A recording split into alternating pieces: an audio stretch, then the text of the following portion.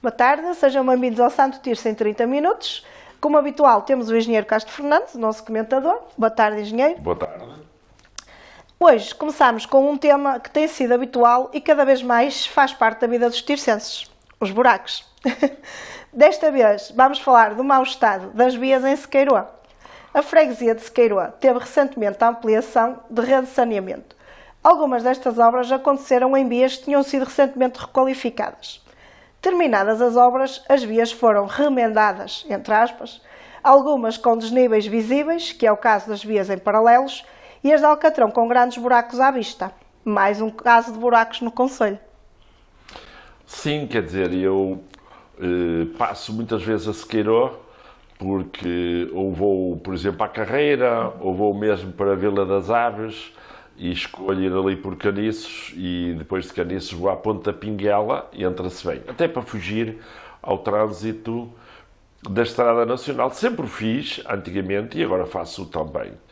E ao fazê-lo, mais recentemente, reparei que, de facto, como acontece, infelizmente, por todo o lado, e não é só em Santo Tirso, diga-se de passagem, o problema das redes de esgotos, que são absolutamente necessárias, são essenciais, das redes de água e de outras redes de infraestruturas, estão lá feitas as valas e o que eu verifico é que não vejo maneira de terminarem a obra, ou seja, requalificarem definitivamente pavimentos, até porque ali havia ruas que já tinham sido requalificadas, repavimentadas, e agora foram abertas valas e estão lá as valas. A gente vai com o carro, com os pneus, com as jantas e tem problemas. Portanto, é uma zona do concelho que, infelizmente, por vezes é esquecida, porque os acessos lá são numa ponta do concelho, já estão próximos de Famalicão, do concelho de Famalicão, mas é uma zona de passagem também muito importante e é uma zona onde podemos precisar de ir e vamos, não é? Portanto, acho que é mais uns arruamentos que precisam que urgentemente os empreiteiros corrijam os buracos, tapem os buracos. Por outro lado, que repavimentem as valas, algumas daquelas estão mal compactadas, nota-se, porque houve abatimentos, portanto tem de haver uma correção para que os carros não andem aos saltos e as suspensões sofram com isto e nós próprios, e portanto acho que é um assunto importante para ser abordado, para que as pessoas de Sequeiroa saibam que nós aqui também estamos atentos aos problemas do Além-Rio. O Além-Rio é uma área muito importante do nosso concelho. Neste momento constitui uma única união de freguesias. Cá está o tal defeito que existe, na minha opinião, é de haver uma união de freguesias com um único executivo, um único presidente. De antes havia um presidente de junta e um executivo em Sequeiroa, outro em Areias, outro na Lama e outro na Palmeira. É lógico que, havendo mais proximidades dos presidentes de junta, há também maiores reivindicações junto das autarquias e junto de todos aqueles que trabalham no espaço público. E é por isso que eu defendo a desagregação das freguesias, sabendo que é muito difícil, porque tem de haver vontade política do poder local, da União de Freguesias, da própria Câmara, da Assembleia Municipal, e pelo que se verifica em Santo Tirso, o movimento não está muito para aí. Falando também de buracos, também podemos voltar a falar dos buracos da 105, uma vez que até houve um acidente grave na freguesia da Carreira na semana passada também. Exatamente, no dia de Carnaval, um gravíssimo acidente na Carreira, mais um. Não sei se foi provocado pelos buracos, mas de facto quando a gente entra na freguesia da Carreira, uma coisa que lá nota são as travessias de X em X metros, com pavimentos em bituminoso e depois repostos a cubo. É lógico que o carro anda ali aos saltos, parece que vai num rally de montanha, não é?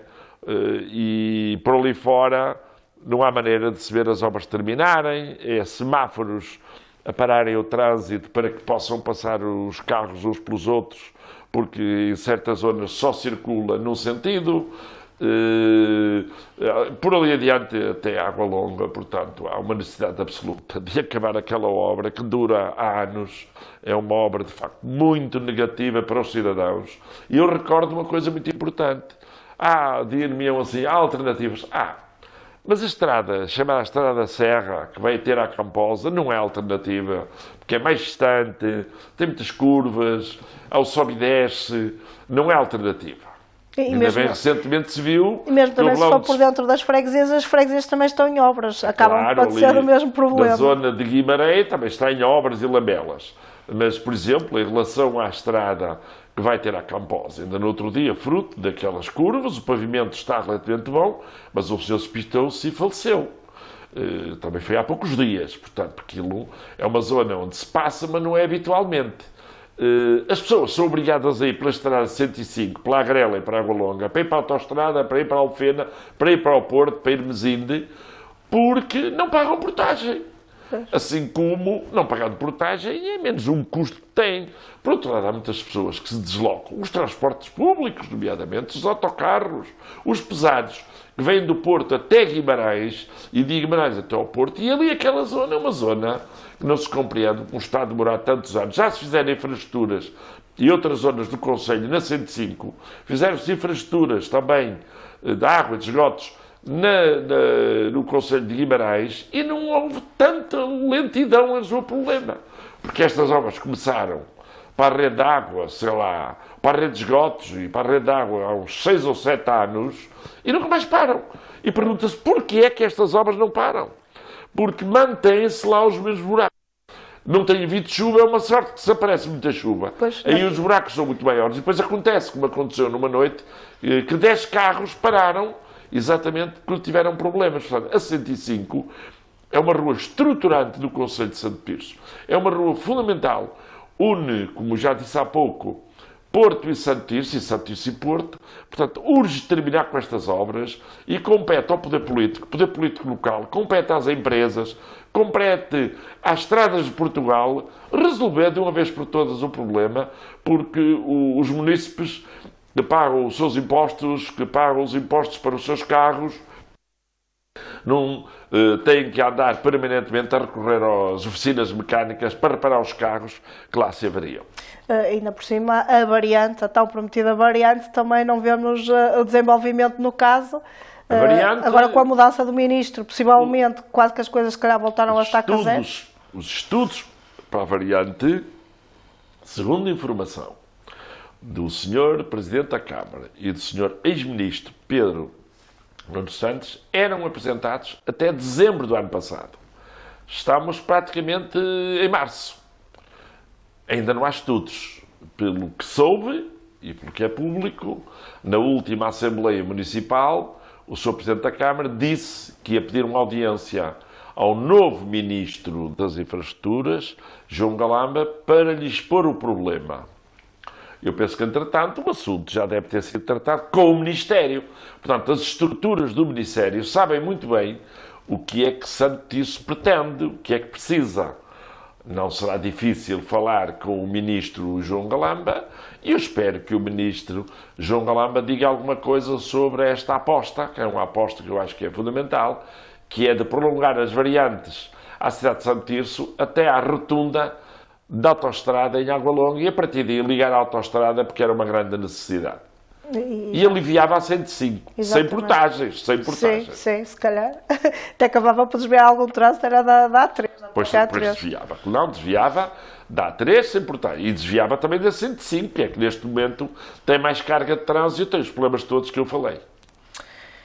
Vamos abordar novamente um tema que diz também muito aos tircenses, que são as obras intermináveis na cidade. Continuam as obras ao pé da rotunda Albino Sousa Cruz, com algumas alterações nos sentidos de trânsito, como por exemplo na rua Doutor Oliveira Salazar, que se podia seguir em frente, neste momento não. Começaram as obras na zona envolvente ao Parque Dona Maria II e os relatos de dificuldades de entrada e saída na cidade em certas horas do dia são frequentes, nomeadamente em direção à zona de Além Rio e em direção à rotunda de Frádgas.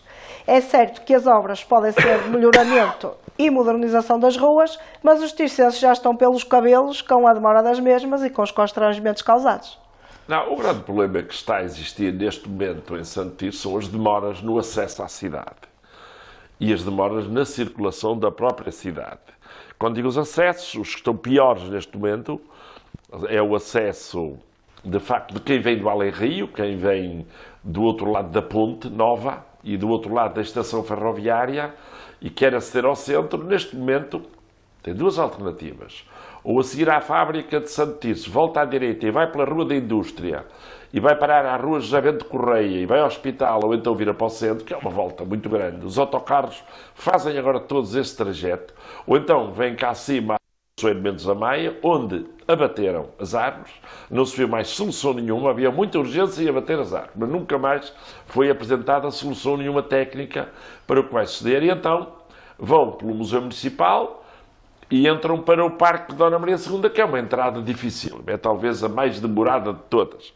Quem vem de Vila das Aves, quem vem do lado de Guimarães, pela Rotunda de Frádegas e quer ir para o centro da cidade, espera ali muito tempo. Por outro lado, também há outra entrada na cidade, que é muito demorada, fruta das obras nas duas novas rotundas nas variantes a Santo Tirso.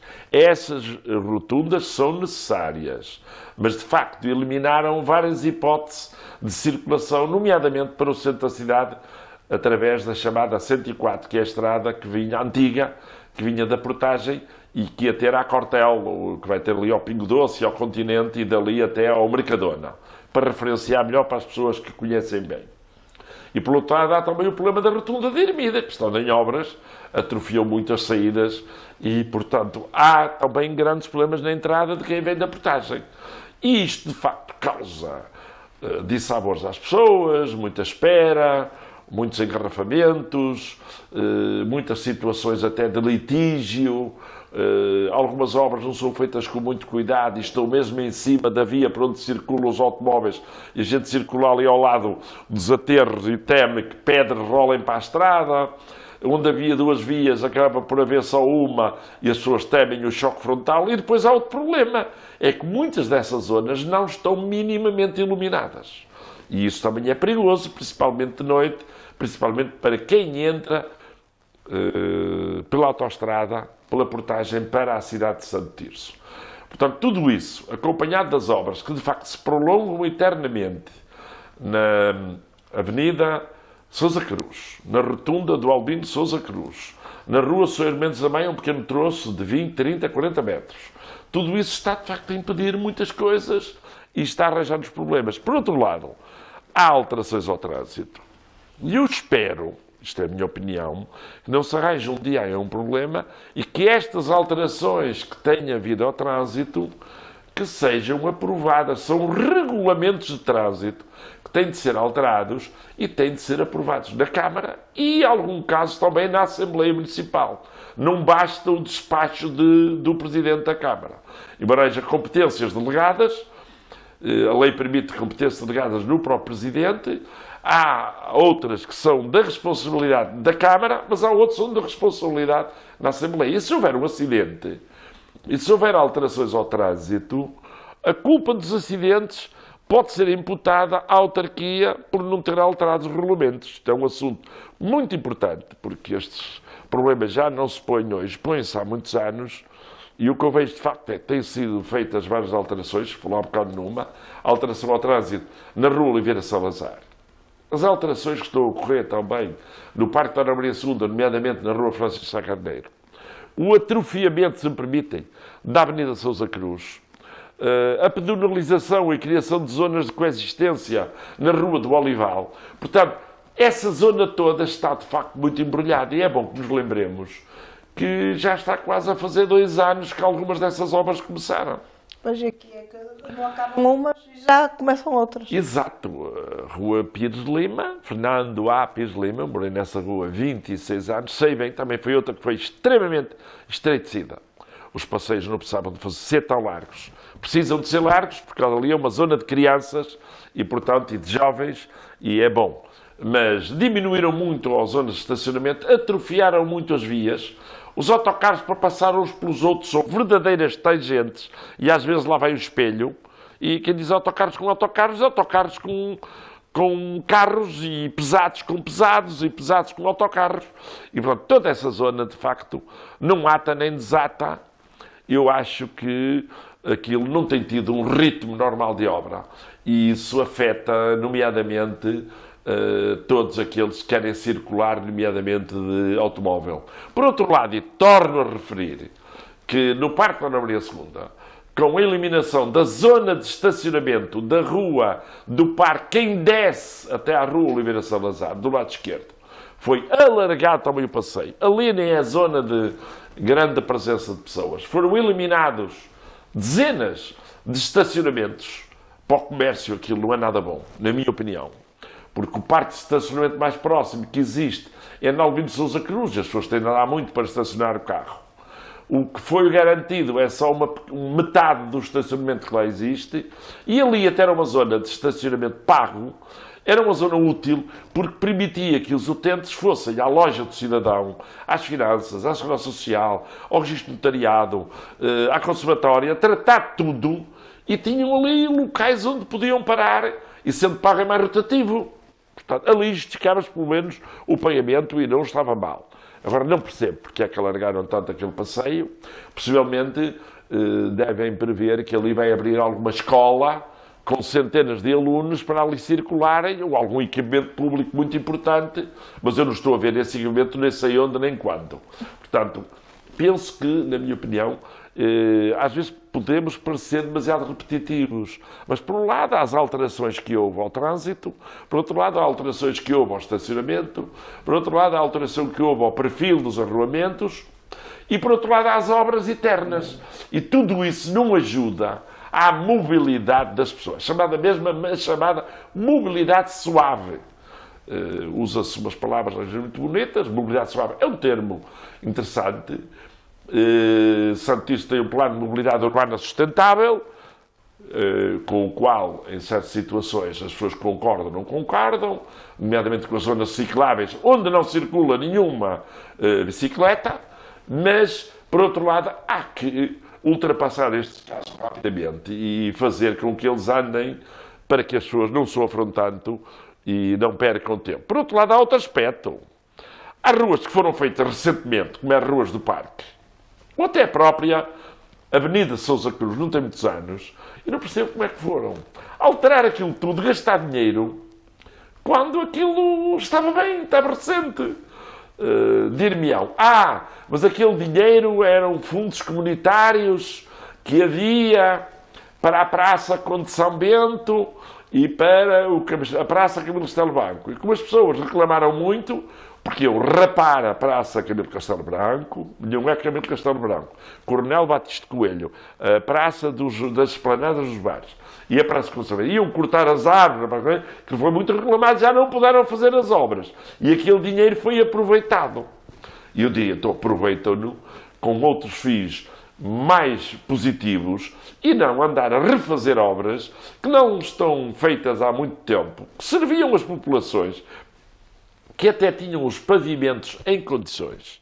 A Avenida Sousa Cruz tem o pavimento em condições, já tinha. E eu pergunto, porquê é que foi preciso retirar a calçada em parte da Albino de Sousa Cruz e agora meter lá um tapete bituminoso? Eles vão ver quanto tempo vai durar um tapete bituminoso. Se calhar foi por causa da questão da circulação das bicicletas, digo eu. Não sei, francamente, porque aquilo não está sinalizado. Já lá se passa, mas é provisoriamente, pois, não é? ainda não está definitivo, inclusive o tem próprio piso já tem buracos. Não tem a sinalização vertical, não tem a sinalização horizontal, houve aquele estreitamento. Portanto, é o que eu digo. Penso que há obras que podem ser feitas que são muito mais úteis às populações, que são obras que interessam às populações. E há outras que podem, em termos de imagem, dar uma imagem mais bonita, por causa das cores, por causa do novo, por causa do bituminoso, mas na prática não são muito úteis para todos nós. Passando agora para o tema, o Governo anunciou na semana passada novas medidas para resolver a crise da habitação, o pacote Mais Habitação. Também já abordámos aqui o tema da habitação. Uma das medidas, e a que tem dado mais polémica, é o arrendamento coercivo. Em que consiste este arrendamento coercivo e, na sua opinião, a solução para a grave crise na habitação passa por esta medida? Eu não acho que a solução para a questão da habitação passe pelo arrendamento coercivo. O arrendamento coercivo é a parte mais visível do pacote de medidas para a habitação. Elas são muitas mais. Acho que até são demais. Não sei quando é que... É mais polémica. polémica. Não sei quando é que vão legislar tanta medida, mesmo a do próprio arrendamento coercivo. Porque o arrendamento coercivo em que é que consiste? Consiste na possibilidade do Estado coercivamente, compulsivamente, possa tomar posse das casas que não estão arrendadas e arrendá-las.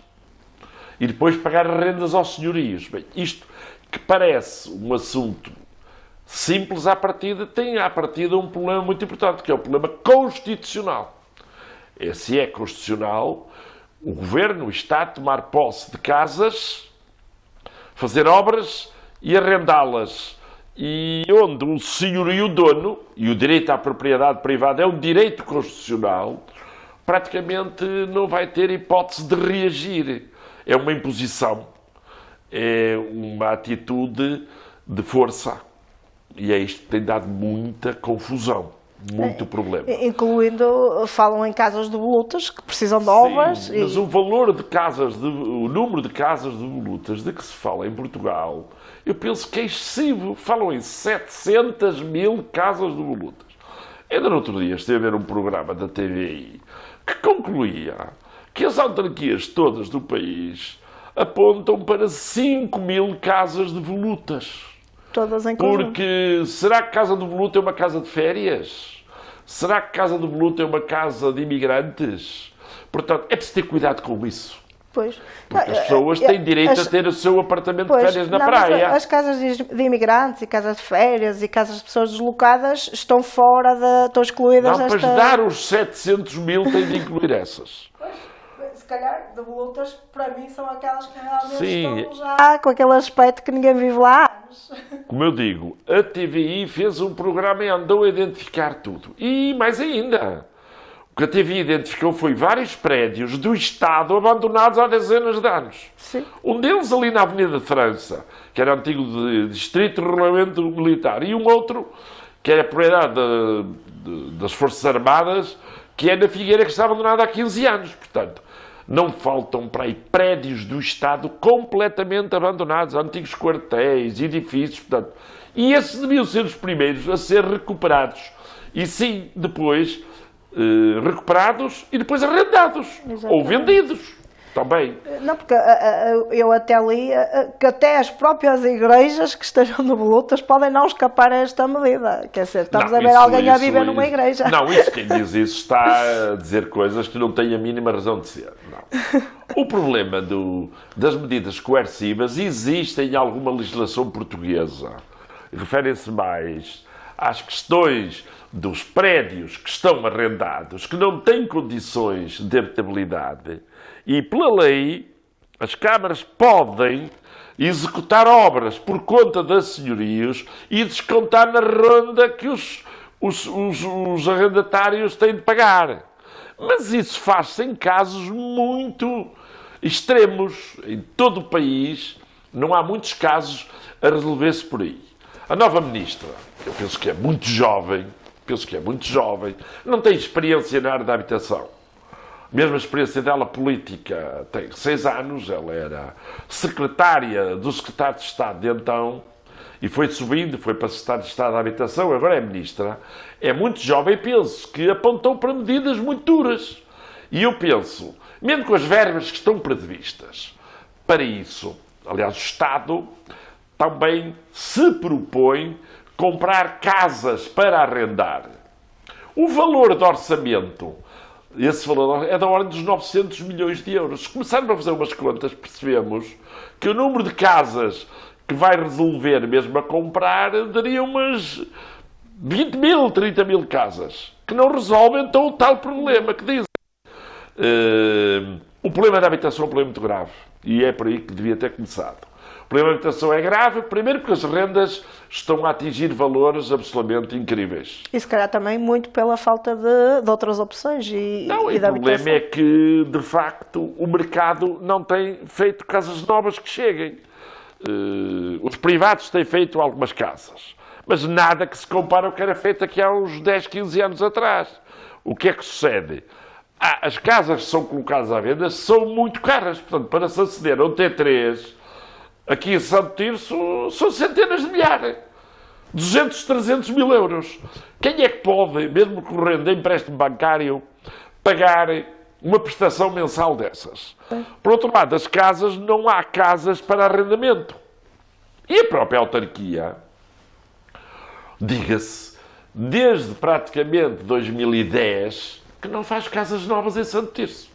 Eu recordo que entre 2000 e 2010, no início deste século, 2002 a 2009, mais ou menos, foram feitas, por iniciativa autárquica camarária, 1.200 casas. Foram feitas 500 casas para habitação social. Quantas foram feitas depois?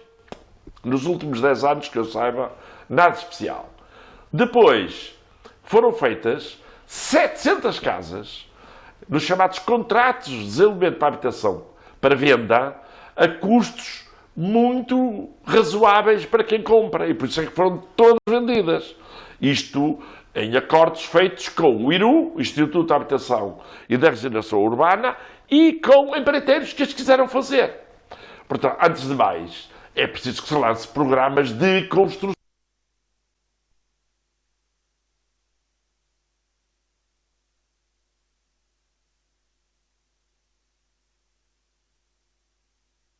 terrenos, sabe-se que há iniciativas, sabe-se que há gente que tem vontade de andar para a frente, a todos os níveis, mas depois elas não aparecem. E passar 10 anos sem construção nova, pelo menos para arrendamento chamado classe média baixa, para o arrendamento, hoje não se usa a termo, mas é o arrendamento chamado social, é claro que isto faz subir muito as rendas, causa muitos problemas, e eu espero que o Governo repense tudo o que está a fazer. Está a haver muitos aporos. Hoje mesmo, hoje, terça-feira, está em Matosinhos o Primeiro-Ministro a explicar o pacote da habitação. Se ele tem de vir ao terreno explicar, é porque as coisas, de facto, não estão a correr facilmente. Dir-me-ão, ele vai a Matosinhos. Pois vai a Matosinhos, porque em Matosinhos, a Câmara de Matosinhos está a arrancar com uma obra de quase 300 casas nova. E Matosinhos, de facto, sempre foi um concelho onde se fez muitas casas, muitos apartamentos, muita habitação, mesmo de caráter social. Portanto, não pode haver também uns municípios a ter tudo e outros a não ter nada, porque eu já também li de acordos para a construção de novas casas na zona da área metropolitana de Lisboa. Certamente que vai haver. Quem for à frente é que pode construir. Está aí um plano de recuperação e resiliência. Dinheiro, em princípio, não vai faltar. Mas se não houver o terreno já definido, se não houver os projetos já feitos, se não houver os programas financeiros candidatos, se não estiver tudo preparado para arrancar, é um problema, porque depois há outro problema. É que é preciso também haver empreiteiros para fazer as obras. E um dos grandes problemas que começa a haver em Portugal, fruto de muitas empresas e trabalhadores terem saído de Portugal e terem ido para o estrangeiro, é que faltam os empreiteiros. Hoje, um dos problemas que faltam, quer de obras particulares, quer de obras públicas. E, portanto, é preciso trabalhar isto tudo com o tempo. E eu acho que estamos ainda a tempo de avançar. Certamente que a Câmara Municipal de Santo Tirso vai falar com a Sra. Ministra, vai falar com o Governo para se candidatar a novas iniciativas, porque ainda há bem poucos dias também Famalicão anunciou a compra de não sei quantas casas para o arrendamento. É preciso tomar iniciativas, é preciso andar para a frente, mas eu estou convencido que a Santo Tirso também vai andar para a frente. Terminamos então hoje, regressamos daqui por 15 dias com mais temas da atualidade de Santo Tirso. Boa tarde. Boa tarde.